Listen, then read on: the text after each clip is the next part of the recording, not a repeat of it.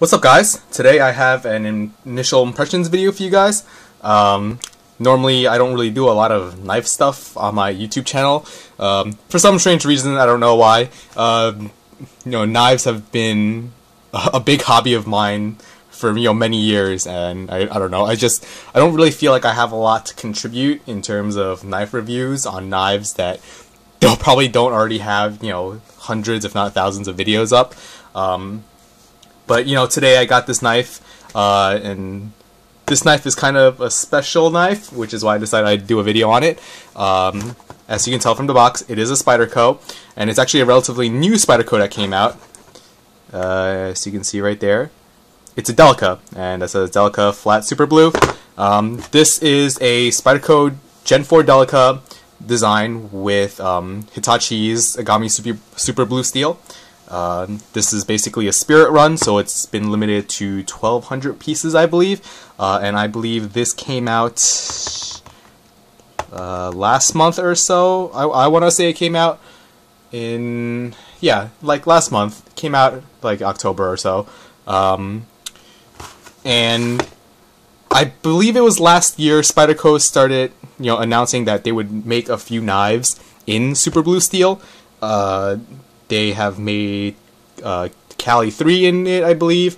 I think the Endura has come out in it. I'm not 100% sure. I also know that they're going to make one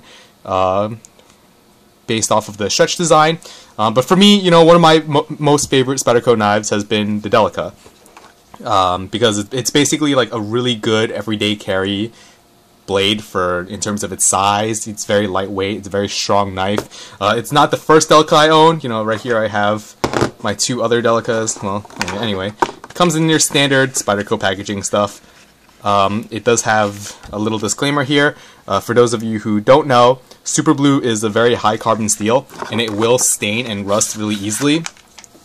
Actually, if you actually look at the blade, there are like fingerprints all over it, and that's because this blade is basically covered in oil to prevent it from rusting. Anyway, back onto the Delica series. Just a brief general overview. Here you see I have 3 different Delicas, obviously including the super blue steel Delica. I also have a wave Delica in VG10, and I have a full flat ground Delica in VG10 as well.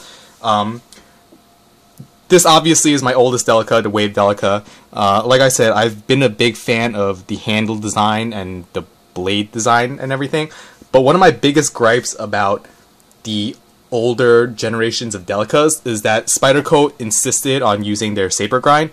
So, you can see here, it's basically like, I believe it's like a flat grind, but only halfway from the actual width of the blade.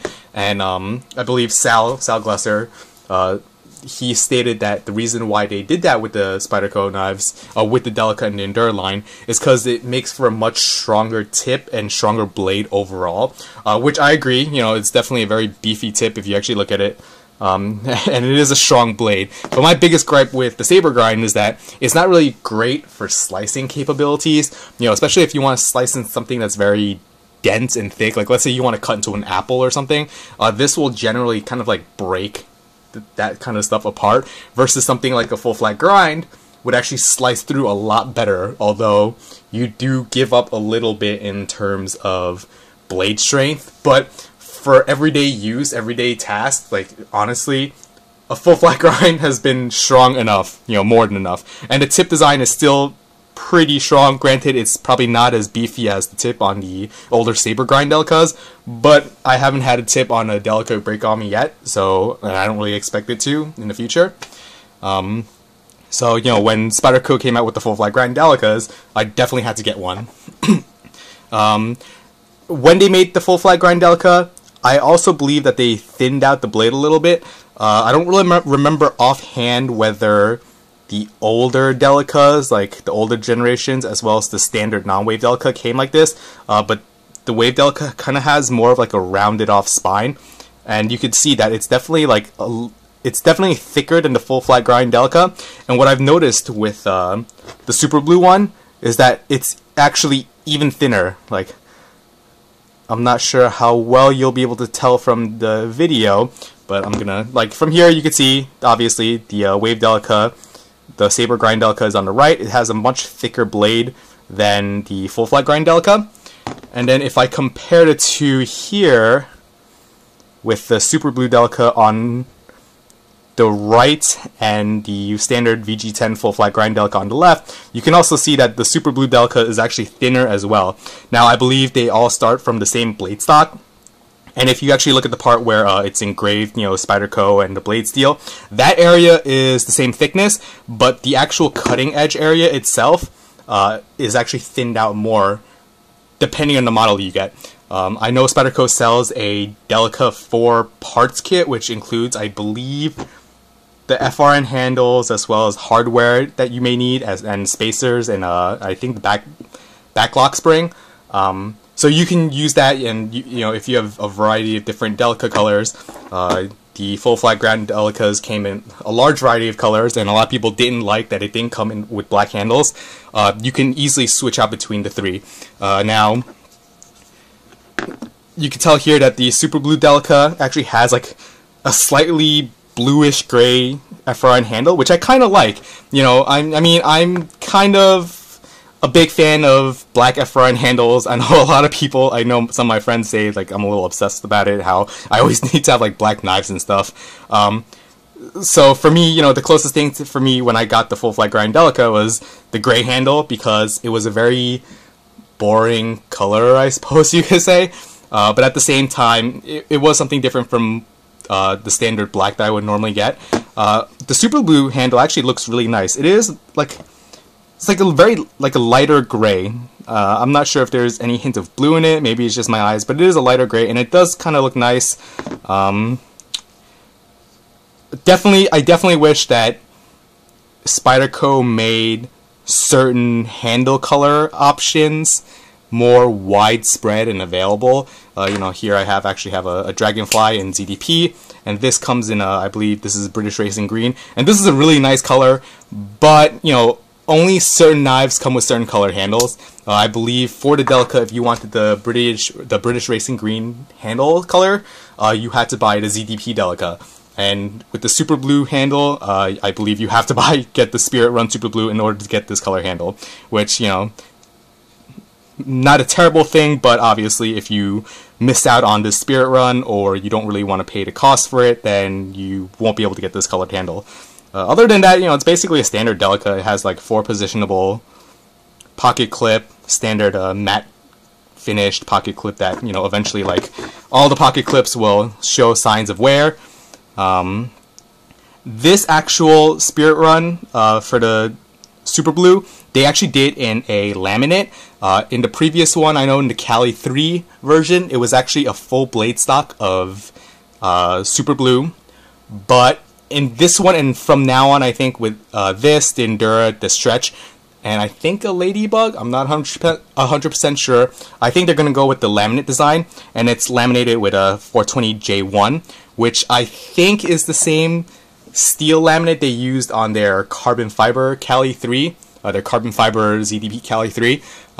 Honestly, I don't mind the laminate. You know, it's kind of cool because it gives you like, it does give you that line there. It's not really a hum-on, but a lot of people like to call it that. It's basically just where the top layer of the laminate has been ground away when they put the grind on the blade, and there is basically the core, which is Super Blue. I like it. I mean, it's a little less maintenance for you. For a steel like Super Blue, it is very prone to staining, so now that's just less area, that's less surface area that's exposed that you have to worry about staining.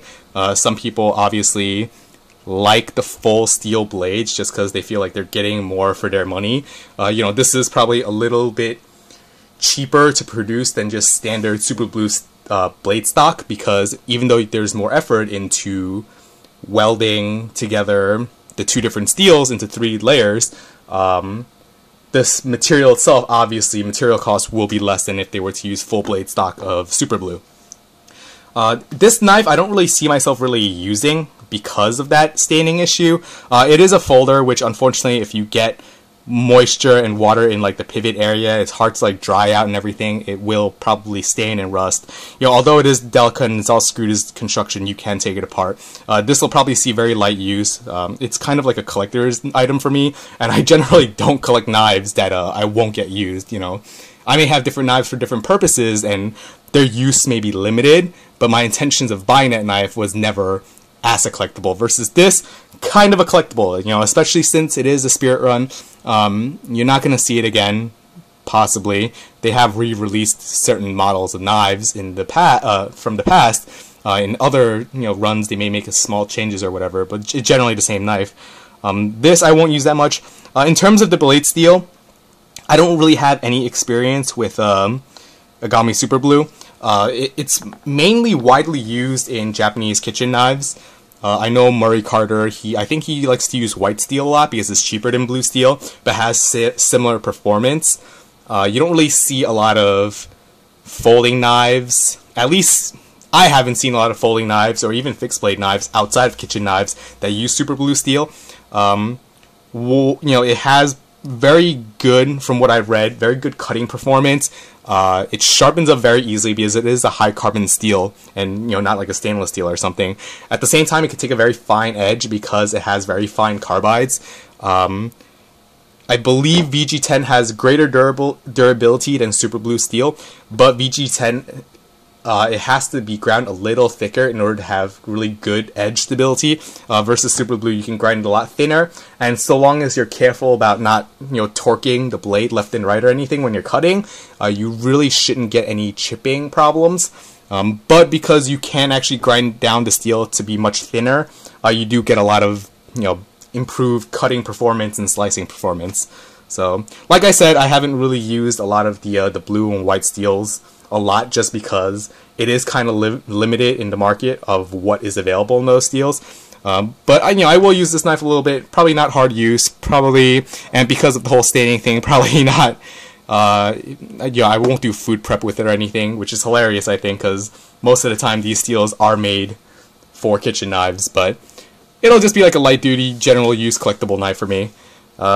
Yeah, so definitely, if you guys are interested in getting folders in super blue steel, keep an eye out on your, whatever store you buy your knives from, because, like I said, these runs are limited to, I think, 1,200 pieces, and, generally, if you want to buy off a secondary market, I've already seen some of these on eBay for, like, $140, so you're gonna at least pay double for them if you've missed the initial run. So, I hope you guys enjoyed this video, and thanks for watching.